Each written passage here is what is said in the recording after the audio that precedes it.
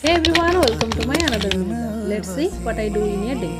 तो फास्ट मुझे चाह करी समस्त को दे देती देन आज जेहेतु थिला सुदर्शन व्रत तो खुड़ी आ बोऊ मिसी पूजा करुथिले तो खुड़ी फास्ट एठी झुटी पकाउथिले तापर बोऊ भोग फूल आ क्षीर आनिकी पूजा आरंभ कर देथिला।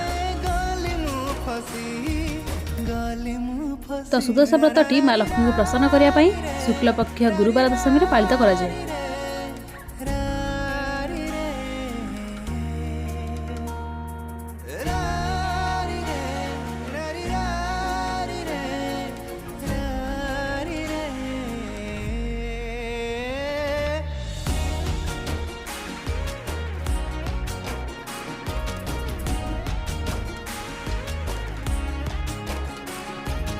तो पूजा सरिबा परे ब्रेकफास्ट रे मुझे दही बरा खाई दी देन आम लंच रे हितला अरुआ भात डालमा भजा पापड़। प्लीज मिनी ब्लॉग टी केमती कमेंट माध्यम रे जणाइबे। Thanks for watching.